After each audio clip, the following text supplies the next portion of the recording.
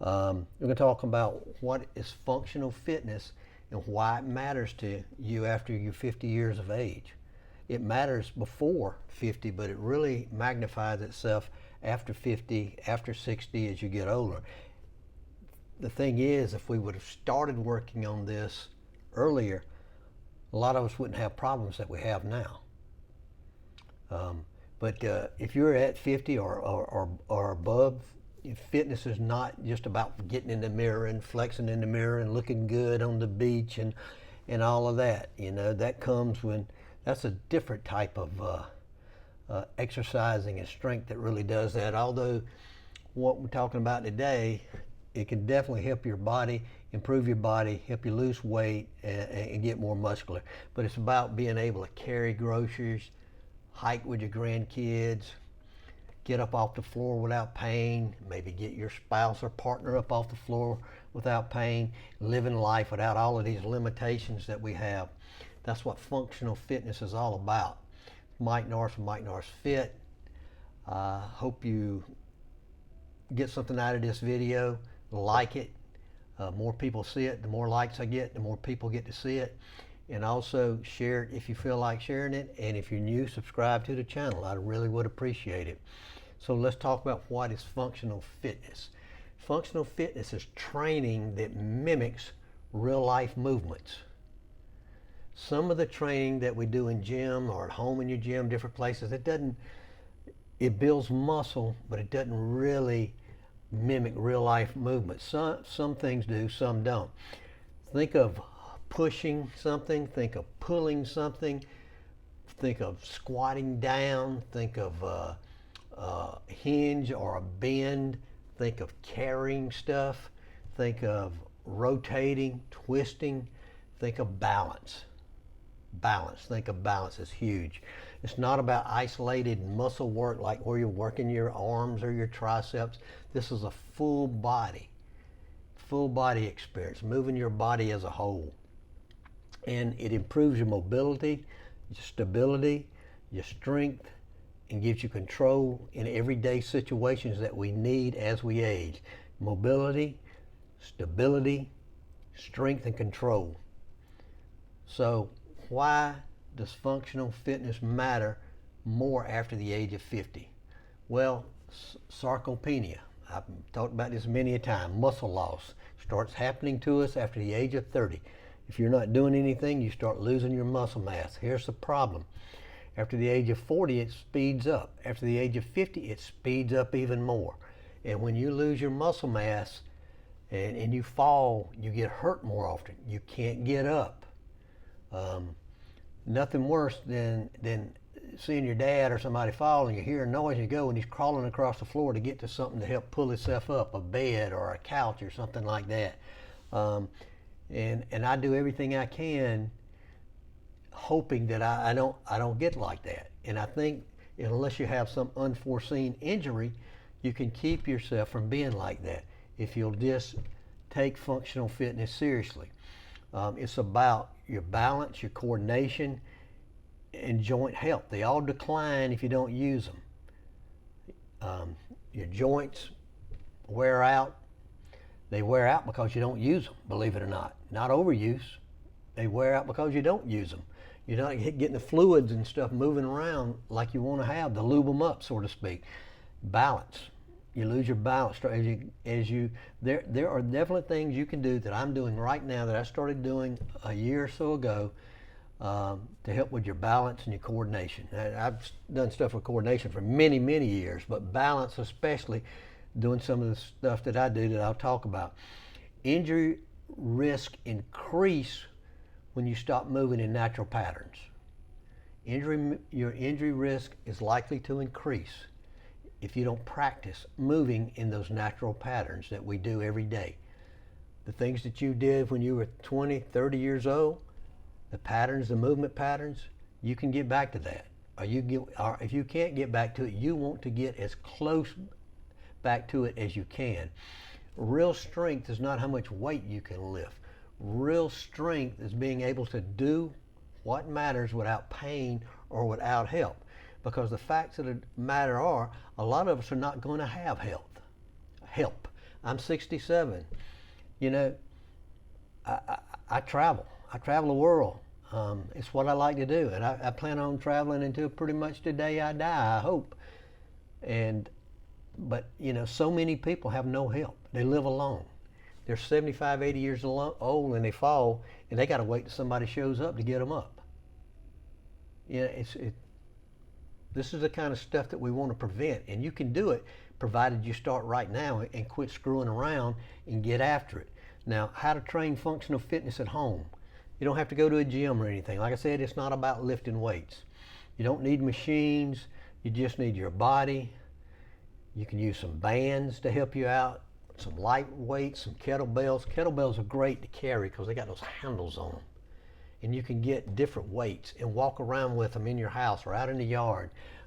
One in each hand, or one in the right hand, and walk for a bit, and then one in the left hand. There's so many things you can do. The great thing about functional fitness is you can just use common sense and kind of develop things on your own to help you learn how to do some of this stuff. Let's start off with the first one, squatting. And a lot of people have knee problems, and they can't do it because of knee problems. I got that.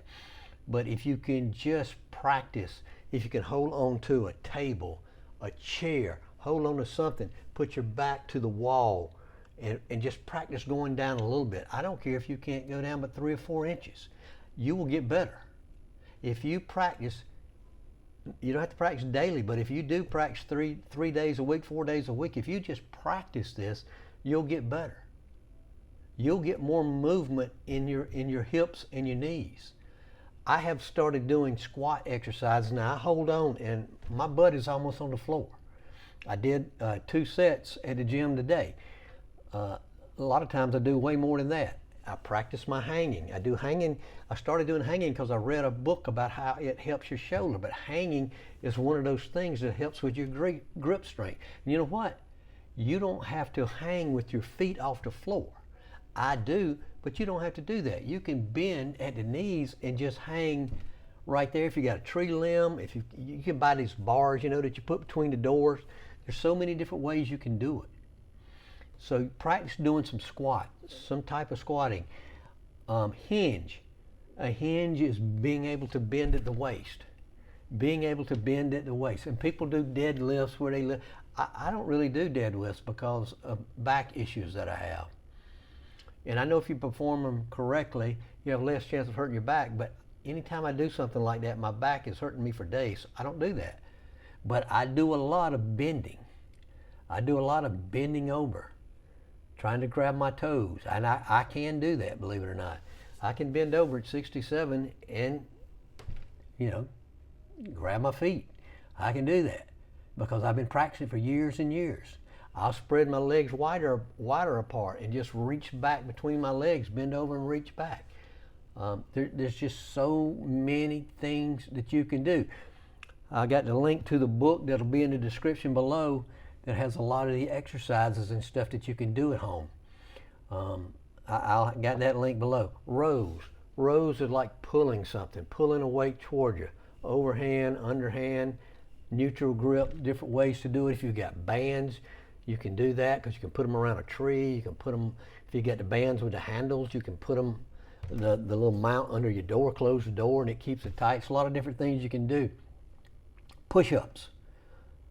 Pushing. Push-ups are the greatest thing in the world you can do for that. Do push-ups. Oh, also for those pulls, if you can hang from a bar, that's helping your pulls. But if you can pull up, even if you can't do a pull-up, if you can just pull yourself up some, that's working on the pulls. Farmer carries. Farmer carries is just what it sounds like, toting stuff around. You know, like I said with the kettlebells, dumbbells, you're just walking and toting stuff, you know. I remember in Iraq, guys were doing them with sandbags back in 2003, toting around sandbags. Do what you got to do. Step-ups or lunges. If you got steps in your house, you just go to the bottom step, practice stepping up with your right foot, back down. Step up with your left foot, back down. Or you can buy the little step-up things like they have in a gym, and you step up, step down. They got them anywhere from 6 inches probably to a foot off the ground. And you can have to do stuff like that. But it's just things that you practice doing, you know. If you got steps in your house and you walk up and down your steps a lot, hey, You're getting a little work at that, and balance.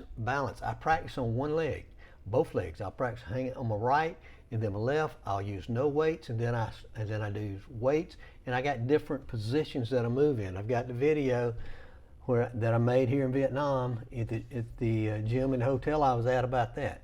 You can go watch that. But if you can move well in those, if you can do all of these, you can live well just about doing anything. Now probably most of you have probably got one or two of those where you really have problems. You just got to work on it, and you work on it by doing just a little bit, trying to get better, 1% better each day. Just like squatting, you can't squat. I can't squat down. My knees. Just practice a little bit. Just practice a little bit, holding on to something. What it looks like in real life. What does functional fitness look like in real life? You can get up off the ground. There's a lot of people 80 years old can't get up off the ground. Probably more in the United States can't get up off the ground than can get up off the ground.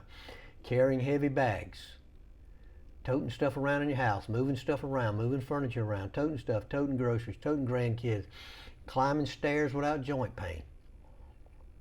That's a big one. And I just said playing with kids and grandkids, hiking with kids and grandkids, going on vacation, and you're able to go visit the stuff that the people want to go see, your children and grandchildren, because you can walk with them, you can hike. Avoiding injury when slipping or reaching. That's a big one. We can't, if you've got bad balance and you don't have much strength in your legs, when you slip or something, your feet will go out from under you.